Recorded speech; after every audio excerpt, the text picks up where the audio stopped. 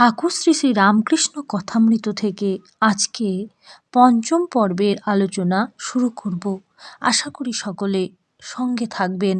শুরু করছি ঠাকুর শ্রী শ্রী রামকৃষ্ণ কথামৃত থেকে পঞ্চম পর্বের আলোচনা। ঠাকুর বলছেন, এ সংসার কেন? তিনি কেশব এবং অন্যান্যদের উদ্দেশ্যে বলছেন, বন্ধন আর মুক্তি দুইয়ের কর্তাই তিনি। তাঁর মায়াতে সংসারী জীব কামিনী কাঞ্চনে বদ্ধ, আবার তাঁর দয়া হলেই মুক্ত। এই বলিয়া তিনি গান ধরিলেন। তিনি আবার বলছেন, তিনি লীলাময়ী, এ সংসার তাঁর লীলা। তিনি ইচ্ছাময়ী, আনন্দময়ী, লক্ষ্যের মধ্যে একজনকে মুক্তি দেন। ব্রাহ্মভক্ত একজন প্রশ্ন করছেন, মহাশয়, তিনি তো মনে করলে সকলকে মুক্ত করতে পারেন, কেন তবে আমাদের সংসারে বদ্ধ করে রেখেছেন? ঠাকুর বলছেন, তাঁর ইচ্ছা যে তিনি এইসব নিয়ে খেলা করেন। বুড়িকে আগে থাকতে ছুঁলে দৌড়াদৌড়ি করতে হয় না। সকলেই যদি ছুঁয়ে ফেলে, খেলা কেমন করে হয়? সকলেই ছুঁয়ে ফেললে বুড়ি অসন্তুষ্ট হয়। খেলা চললে বুড়ির আহ্লাদ হয়। তিনি মনকে আঁখি ঠেরে ইশারা করে বলে দিয়েছেন, যা এখন সংসার করগে যা, মনের কি দোষ? তিনি যদি আবার দয়া করে মনকে ফিরিয়ে দেন, তাহলে বিষয় বুদ্ধির হাত থেকে মুক্তি হয়, তখন আবার তাঁর পাদপদ্মে মন হয়। ঠাকুর সংসারীর ভাবে মার কাছে অভিমান করে গান গাইতেছেন, আমি ওই খেদে খেদ করি। একজন ব্রাহ্ম ভক্ত বলছেন, মহাশয়, সব ত্যাগ না করলে ঈশ্বরকে পাওয়া যাবে না? ঠাকুর হেসে বলেন, না গা, তোমাদের সব ত্যাগ করতে হবে কেন? তোমরা রসে বসে বেশ আছো, সারে মাতে। শুনিয়া সকলে হেসে ওঠে। তোমরা বেশ আছো, নস্ক খেলা জানো? আমি বেশি কাটিয়ে জ্বলে গেছি, তোমরা খুব শেয়ানা, কেউ 10-এ আছো, কেউ 6-এ আছো, কেউ 5-এ আছো, বেশি কাটাও নেই, তাই আমার মতো জ্বলে যাও নেই। খেলা চলছে, এ তো বেশ। শুনিয়া আবার সকলে হেসে ওঠে। সত্য বলছি, তোমরা সংসার করছো, এতে দোষ নেই, তবে ঈশ্বরের দিকে মন রাখতে হবে, তা না হলে হবে না।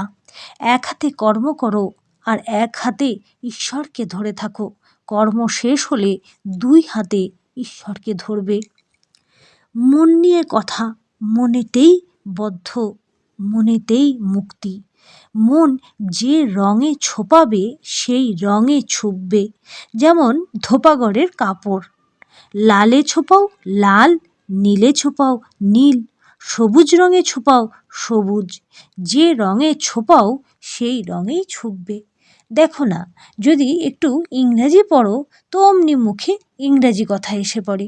ফুটফাট, ইট মিট। শুনিয়া সকলে আবার হেসে ওঠে। আবার পায়ে বুট জুতো সিজ দিয়ে গান করা, এইসব এসে জুটবে। আবার যদি পণ্ডিত সংস্কৃত পড়ে, অমনি শ্লোক ঝাড়বে। মনকে যদি কুসঙ্গে রাখো, তো সেই রকম কথাবার্তা চিন্তা হয়ে যাবে। যদি ভক্তের সঙ্গে রাখো, তাহলে ঈশ্বর চিন্তা, হরি কথা, এইসব হবে। মন নিয়েই সব। এক পাশে পরিবার, এক পাশে সন্তান। একজনকে একভাবে, সন্তানকে আরেকভাবে আদর করে, কিন্তু একই মন। ব্রাহ্মদিগকে উপদেশ দিচ্ছেন ঠাকুর শ্রী রামকৃষ্ণদেব। তিনি বলছেন, মনেতেই বদ্ধ, মনেতেই মুক্তি। আমি মুক্ত পুরুষ, সংসারেই থাকি বা অরণ্যেই থাকি, আমার বন্ধন কি? আমি ঈশ্বরের সন্তান, রাজা ধীরাজের ছেলে, আমায় এবার বাঁধে কে? যদি সাপে কামড়ায়, বিষ নাই, জোর করে বললে বিষ ছেড়ে যায়। তেমনি আমি বদ্ধ নই, আমি মুক্ত। এই কথাটি রোগ করে বলতে বলতে তাই হয়ে যায়, মুক্তই হয়ে যায়। খ্রিস্টানদের একখানা বই একজন দিলে, আমি পড়ে শোনাতে বললাম। তাতে কেবল পাপ আর পাপ, কেশবের উদ্দেশ্যে বলছেন, তোমাদের ব্রাহ্ম সমাজেও কেবল পাপ। যে ব্যক্তি আমি বদ্ধ বারবার বলে, সে শালা বদ্ধই হয়ে যায়। যে দিন রাত আমি পাপী এই করে, সে তাই হয়ে যায়। ঈশ্বরের নামে এমন বিশ্বাস হওয়া চাই কি, আমি তার নাম করেছি, আমার এখন পাপ থাকবে না। আমার আবার পাপ কিসের, আমার আবার বন্ধন কি? কৃষ্ণকিশোর পরম হিন্দু, সদাচারনিষ্ঠ ব্রাহ্মণ। সে বৃন্দাবনে গেছিল। একদিন ভ্রমণ করতে করতে জল তৃষ্ণা পেয়েছিল। একটি কুয়োর কাছে গিয়ে দেখলে একজন লোক দাঁড়িয়ে রয়েছে। তাকে বললে, ওরে, তুই এক ঘুঁটি জল আমায় দিতে পারিস? তুই কি জাত? সে বললে, ঠাকুরমশাই, আমি হীন জাত মুচি। কৃষ্ণকিশোর বললে, তুই বল শিব, নে এখন জল তুলে দে। ভগবানের নাম করলে মানুষের দেহ মন সব শুদ্ধ হয়ে যায়। কেবল পাপ আর নরক এই সব কথা কেন? একবার বলো যে অন্যায় কর্ম যা করেছি আর করব না, আর তার নামে বিশ্বাস করো। ঠাকুর প্রেমোন্মত্ত হইয়া নাম মাহাত্ম্য গাইতেছেন। আমি দুর্গা দুর্গা বলে মা যদি মরি। আমি মার কাছে কেবল ভক্তি চেয়েছিলাম, ফুল হাতে করে মার পাদপদ্মে দিয়েছিলাম। বলেছিলাম, মা, এই নাও তোমার পাপ, এই নাও তোমার পুণ্য, আমায় শুদ্ধা ভক্তি দাও। এই নাও তোমার জ্ঞান, এই নাও তোমার অজ্ঞান, আমায় শুদ্ধা ভক্তি দাও। এই নাও তোমার সূচি, এই নাও তোমার অসুচি, আমায় শুদ্ধ ভক্তি দাও। এই নাও তোমার ধর্ম, এই নাও তোমার অধর্ম, আমায় শুদ্ধা ভক্তি দাও। ব্রাহ্ম ভক্তদের প্রতি বলছেন একটি রামপ্রসাদের গান শোনো। ঠাকুর গান ধরেছেন, আয় মন বেড়াতে যাবি। ঠাকুর বলছেন, ফস করে জনক রাজা হওয়া যায় না। জনক রাজা নির্জনে অনেক তপস্যা করেছিলেন। সংসারে থেকেও একবার নির্জনে বাস করতে হয়। সংসারের বাহিরে একলা গিয়ে যদি ভগবানের জন্য 3 দিনও কাঁদা যায়, সেও ভালো। এমনকি অবসর পেয়ে একদিন নির্জনে তাঁর চিন্তা যদি করা যায়, সেও ভালো। লোকে মাগ ছেলের জন্য 1 ঘুঁটি কাঁদে, ঈশ্বরের জন্য কে কাঁদছে বলো? নির্জনে থেকে মাঝে মাঝে ভগবানের জন্য সাধন করতে হয়। সংসারের ভিতর বিশেষ কর্মের মধ্যে রেখে প্রথম অবস্থায় মন স্থির করতে অনেক ব্যাঘাত হয়। যেমন ফুটপাতের গাছ, যখন চারা থাকে, বেড়া না দিলে ছাগল গরুতে খেয়ে ফেলে। প্রথম অবস্থায় বেড়া দিতে হয়। গুঁড়ি হলে আর বেড়ার দরকার থাকে না, তখন গুঁড়িতে হাতি বেঁধে দিলেও কিছু হয় না। রোগটি হচ্ছে বিকার। আবার যে ঘরে বিকারের রোগী, সেই ঘরে জলের জ্বালা আর আচ্চার তেঁতুল। যদি বিকারের রোগী আরাম করতে চাও, ঘর থেকে ঠাঁই নাড়া করতে হবে। সংসারে জীব বিকারের রোগী, বিষয় জলের জ্বালা, বিষয় ভোগ তৃষ্ণা, জল তৃষ্ণা। আচার তেঁতুল মনে করলেই মুখে জল সরে, কাছে আনতে হয় না। এরূপ জিনিসও ঘরে রয়েছে। যোষিত সঙ্গ, তাই নির্জনে চিকিৎসা দরকার। বিবেক বৈরাগ্য লাভ করে সংসার করতে হয়। সংসার সমুদ্রে কাম ক্রোধাদি কুমির আছে। হলুদ গায়ে মেখে জলে নামলে কুমিরের ভয় থাকে না। বিবেক বৈরাগ্য হলুদ সৎ সৎ বিচারের নাম বিবেক। ঈশ্বরই সৎ নিত্য বস্তু, আর সব অসৎ অনিত্য, 2 দিনের জন্য। এইটি বোধ আর ঈশ্বরের অনুরাগ, তার ওপর টান, ভালোবাসা। গোপীদের কৃষ্ণের ওপর যেরূপ টান ছিল। একটা গান ধরলেন ঠাকুর। ঠাকুর অশ্রুপূর্ণ নয়নে এই গান গাইতে গাইতে কেশবাদী ভক্তদের বললেন, রাধাকৃষ্ণ মানো আর নাই মানো, এই টানটুকু নাও। ভগবানের জন্য কিসে এইরূপ ব্যাকুলতা হয়, চেষ্টা করো। ব্যাকুলতা থাকলেই তাকে লাভ করা যায়। ঠাকুর অশ্রুপূর্ণ নয়নে এই গান গাইতে গাইতে কেশবাদী ভক্তদের বললেন, রাধাকৃষ্ণ মানো আর নাই মানো, এই টানটুকু নাও। ভগবানের জন্য কিসে এইরূপ ব্যাকুলতা হয় চেষ্টা করো। ভাটা পড়িয়াছে, আগ্নেয়পথ কলিকাতা অভিমুখে দ্রুত গতিতে চলিতেছে, তাই পোল পার হইয়া কোম্পানির বাগানের দিকে আরও খানিকটা বেড়াইয়া আসিতে কাপ্তেনকে হুকুম হইয়াছে। কতদূর পর্যন্ত জাহাজ গিয়েছিল অনেকেরই জ্ঞান নেই। তাহারা মগ্ন হইয়া ঠাকুরের কথা শুনিতেছেন।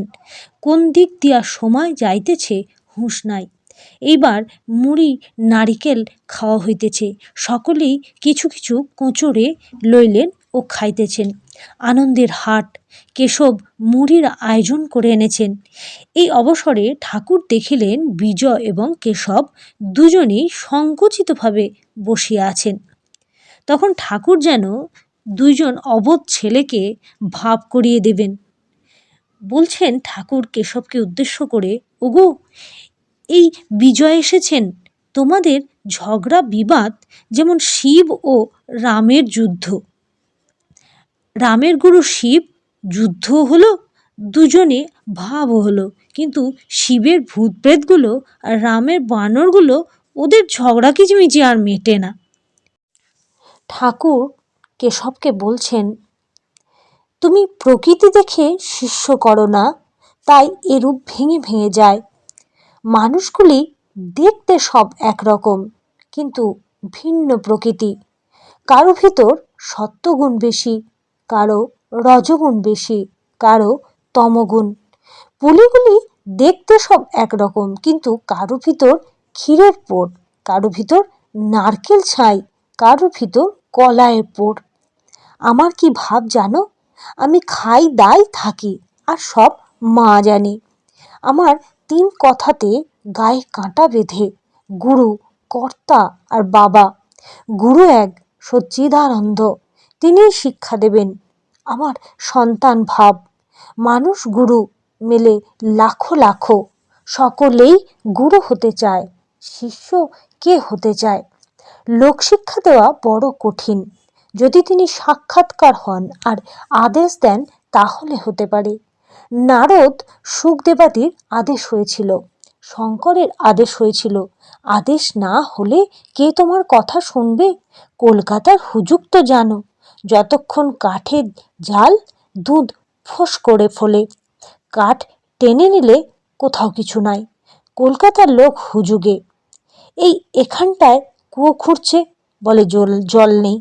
সেখানে পাথর হলে তো ছেড়ে দিলে। আবার এক জায়গায় খুঁড়তে আরম্ভ করলে, সেখানে বালি মিলে গেল, ছেড়ে দিলে। আরেক জায়গায় খুঁড়তে আরম্ভ করলো। এইরকম। আবার মনে মনে আদেশ হলেই হয় না। তিনি সত্য সত্যই সাক্ষাৎকার হন আর কথা কন, তখন আদেশ হতে পারে। সে কথা জোর কত, পর্বত টলে যায়। শুধু লেকচার, দিন কতক শুনবে লোকে, তারপর ভুলে যাবে। সে কথা কাজ করবে না। ওদেশে হালদার পুকুর বলে একটি পুকুর আছে। পাড়ে রোজ সকালবেলা লোকে বাজছে করে রাখত। যারা সকালবেলা আসে তারা খুব গালাগাল দেয়। আবার তার পরদিন সেইরূপ বাজছে আর থামে না। তখন লোকে কোম্পানিকে জানালে, তারা একটি চাপরাশি পাঠিয়ে দিলে। সেই চাপরাশি যখন একটি কাগজ মেরে দিলে, বাজছে করিও না, তখন সব বন্ধ হলো। লোকশিক্ষা দেবে তার চাপরাশ চাই, না হলে হাসির কথা হয়ে পড়ে। আপনারই হয় না, আবার অন্য লোক কানা কানাকে পথ দেখিয়ে লয়ে যাচ্ছে। হিতে বিপরীত। ভগবান লাভ হলে অন্তর্দৃষ্টি হয়। কার কি রোগ বোঝা যায়, উপদেশ দেওয়া যায়। আদেশ না থাকলে আমি লোকশিক্ষা দিচ্ছি, এই অহংকার হয়। অহংকার হয় অজ্ঞানী। অজ্ঞানী বোধ হয় আমি কর্তা, ঈশ্বর কর্তা, ঈশ্বরই সব করেছেন, আমি কিছু করছি না, এ বোধ হলে তো সে জীব মুক্ত। আমি কর্তা, আমি কর্তা, এই বোধ থেকেই যত দুঃখ অশান্তি। ঠাকুর কেশব এবং অন্যান্য ব্রাহ্ম ভক্তদিগকে বলছেন, তোমরা বলো জগতের উপকার করা, জগৎ কি এতটুকু গা? আর তুমি কে যে জগতের উপকার করবে? তাকে সাধনের দ্বারা সাক্ষাৎকার করো, তাকে লাভ করো। তিনি শক্তি দিলে তবে সকলের হিত করতে পারো, নচেত নয়। একজন ভক্ত বলছেন, যতদিন না লাভ হয় ততদিন সব কর্ম ত্যাগ করব। ঠাকুর বলছেন, না, কর্ম ত্যাগ করবে কেন? ঈশ্বরের চিন্তা, তার নামগুণ গান, নিত্য কর্ম এসব করতে হবে। ব্রাহ্ম ভক্ত বলছেন, সংসারের কর্ম, বিষয় কর্ম, হ্যাঁ তাও করবে, সংসার যাত্রার জন্য যেটুকু দরকার, কিন্তু কেঁদে নির্জনে তার কাছে প্রার্থনা করতে হবে যাতে ওই কর্মগুলি নিষ্কামভাবে করা যায়। আর বলবে, হে ঈশ্বর, আমার বিষয় কর্ম কমিয়ে দাও, কেননা ঠাকুর দেখছি যে বেশি কর্ম জুটলে তোমাকে ভুলে যাই, মনে করছি নিষ্কাম কর্ম করছি, কিন্তু সকাম হয়ে পড়ে। হয়তো দান সদাব্রত বেশি করতে গিয়ে লোকমান্য হয়ে পড়ে। শম্ভু মল্লিক হাসপাতাল, ডাক্তারখানা, স্কুল, রাস্তা, পুষ্করণীর কথা বলেছিল। আমি বললাম, সম্মুখে যেটা পড়ল না করলে নয়, সেইটাই নিষ্কাম হয়ে করতে হয়। ইচ্ছা করে বেশি কাজ জড়ানো ভালো নয়, ঈশ্বরকে ভুলে যেতে হয়। কালীঘাটে দানই করতে লাগলো, কালী দর্শন আর হলো না। আগে জোশ করে ধাক্কাধুক্কি খেয়েও কালী দর্শন করতে হয়, তারপর দান যত করো না, ইচ্ছা হয় খুব করো, ঈশ্বর লাভের জন্যই কর্ম। শম্ভুকে তাই বললুম, যদি ঈশ্বর সাক্ষাৎকার হন তাকে কি বলবে, কতগুলো হাসপাতাল, ডিসপেন্সারি করে দাও? ভক্ত কখনো তা বলে না, বরং বলবে, ঠাকুর আমায় পাদপদ্মে স্থান দিও, নিজের সঙ্গে সর্বদা রাখো, পাদপদ্মে শুদ্ধা ভক্তি দাও। কর্মযোগ বড় কঠিন।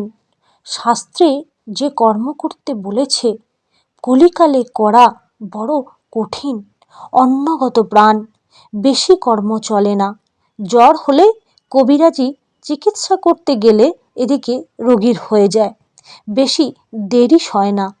এখন গুপ্ত কলিযুগে ভক্তিযোগ, ভগবানের নাম গুণগান আর প্রার্থনা, ভক্তিযোগই যুগধর্ম। ব্রাহ্ম ভক্তদের উদ্দেশ্যে বলছেন, তোমাদেরও ভক্তিযোগ, তোমরা হরিনাম করো, মায়ের নাম গুণগান করো, তোমরা ধন্য। তোমাদের ভাবটি বেশ, বেদান্তবাদীদের মতো তোমরা জগৎকে স্বপ্নবৎ বলো না, ওরূপ ব্রহ্মজ্ঞানী তোমরা নও, তোমরা ভক্ত।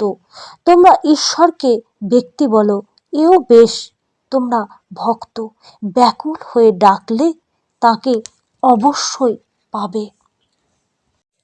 জাহাজ কয়লাঘাটে এবার ফিরিয়া আসিল। সকলে নামিবার উদ্যোগ করিতে লাগিলেন। ঘরের বাহিরে আসিয়া দেখেন, কোজাগরের পূর্ণচন্দ্র হাসিতেছে। ভাগীরথী বক্ষ কৌমুদীর লীলাভূমি হইয়াছে। ঠাকুর শ্রী রামকৃষ্ণের জন্য গাড়ি আনিতে দেয়া হইল। কিয়ৎক্ষণ পরে মাস্টার ও দু একটি ভক্তের সহিত ঠাকুর গাড়িতে উঠিলেন। কেশবের ভ্রাতুষ্পুত্র নন্দলালও গাড়িতে উঠিলেন, ঠাকুরের সঙ্গে খানিকটা যাবেন। গাড়িতে সকলে বসিলে পর জিজ্ঞাসা করিলেন, কই তিনি কই, অর্থাৎ কেশব কই? দেখিতে দেখিতে কেশব একাকী আসিয়া উপস্থিত, মুখে হাসি। আসিয়া জিজ্ঞাসা করিলেন, কে কে এর সঙ্গে যাবে? সকলে গাড়িতে বসিলে পর কেশব ভূমিষ্ঠ হইয়া ঠাকুরের পদধূলি গ্রহণ করিলেন। ঠাকুরও সস্নেহে সম্ভাষণ করিয়া বিদায় দিলেন। গাড়ি চলিতে লাগিল। ইংরেজ টোলা, সুন্দর রাজপথ, পথের দুই দিক সুন্দর সুন্দর অট্টালিকা। পূর্ণচন্দ্র উঠিয়াছে, অট্টালিকাগুলি যেন বিমল শীতল চন্দ্রকিরণে বিশ্রাম করিতেছে। দ্বারদেশে বাষ্পীয় দ্বীপ, কক্ষ মধ্যে দীপমালা, স্থানে স্থানে হারমোনিয়াম, পিয়ানো সংযোগে ইংরেজ মহিলারা গান করিতেছে। ঠাকুর আনন্দে হাস্য করিতে করিতে যাইতেছেন। হঠাৎ বললেন, আমার জল তৃষ্ণা পাচ্ছে, কি হবে, কি করা যায়? নন্দলাল ইন্ডিয়া ক্লাবের নিকট গাড়ি থামাইয়া ওপরে জল আনিতে গেলেন। কাঁচের গ্লাসে করিয়া জল আনিলেন। ঠাকুর সহাস্যে জিজ্ঞাসা করিলেন, গ্লাসটি ধোয়া তো? নন্দলাল বললেন, হাঁ। ঠাকুর সেই গ্লাসে জল পান করিলেন। বালকের স্বভাব। গাড়ি চালাইয়া দিলে ঠাকুর মুখ বাড়াইয়া লোকজন, গাড়ি, ঘোড়া, চাঁদের আলো দেখিতেছেন। সকলটাতেই আনন্দ। নন্দলাল কলুটোলায় নামিলেন।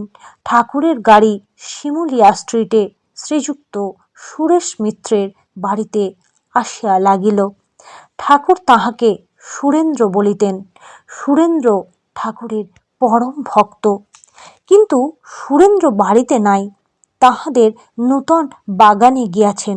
বাড়ির লোকেরা বসিতে নিচের ঘর খুলিয়া দিলেন। গাড়ি ভাড়া দিতে হবে। কে দিবে? সুরেন্দ্র থাকিলে সেই দিত। ঠাকুর একজন ভক্তকে বললেন, ভাড়াটা মেয়েদের কাছ থেকে চেয়ে নে না, ওরা কি জানে না ওদের ভাতাররা যায় আসে? নরেন্দ্র পাড়াতেই থাকেন। ঠাকুর নরেন্দ্রকে ডাকতে পাঠাইলেন। এদিকে বাড়ির লোকেরা দোতলার ঘরে ঠাকুরকে বসাইলেন। ঘরের মেঝেতে চাদর পাতা, দু চারটে তাকিয়া তার উপর। কক্ষ প্রাচীরে সুরেন্দ্রের বিশেষ যত্নে প্রস্তুত ছবি, অয়েল পেন্টিং, যাহাতে কেশবকে ঠাকুর দেখাইতেছেন হিন্দু, মুসলমান, খ্রিস্টান, বৌদ্ধ সকল ধর্মের সমন্বয়, আর বৈষ্ণব, শাক্ত, শৈব ইত্যাদি সকল সম্প্রদায়ের সমন্বয়। ঠাকুর বসিয়া সহাস্যে গল্প করিতেছেন। এমন সময় নরেন্দ্র আসিয়া পৌঁছালেন। তখন ঠাকুরের আনন্দ যেন দ্বিগুণ হইল। তিনি বলিলেন, আজ কেশব সেনের সঙ্গে কেমন জাহাজে করে বেড়াতে গেছিলাম। বিজয় ছিল, এরা সব ছিল। মাস্টারকে নির্দেশ করিয়া বলিলেন, একে জিজ্ঞাসা কর কেমন বিজয় আর কেশবকে বললুম। মায়ে ঝিয়ে মঙ্গলবার আর জটিলে কুটিলে না থাকলে লীলা পোষ্টাই হয় না, এইসব কথা। মাস্টারকে বলছেন, কেমন গা? মাস্টার বলছেন, আজ্ঞে হাঁ। রাত্রি হইল, তবু সুরেন্দ্র ফিরিলেন না। ঠাকুর দক্ষিণেশ্বরে যাইবেন, আর দেরি করা যায় না। রাত 10:30। রাস্তায় চাঁদের আলো। গাড়ি আসিল। ঠাকুর উঠিলেন। নরেন্দ্র ও মাস্টার প্রণাম করিয়া কলিকাতা অবস্থিত স্ব বাটিতে প্রত্যাগমন করিলেন। ঠাকুর শ্রী শ্রী রামকৃষ্ণ কথামৃত থেকে আজকের পর্বের আলোচনা এটুকুই। খুব শীঘ্রই আসব পরবর্তী আরেকটি অডিও নিয়ে। সঙ্গে থাকবেন, সকলে সুস্থ থাকবেন, ভালো থাকবেন।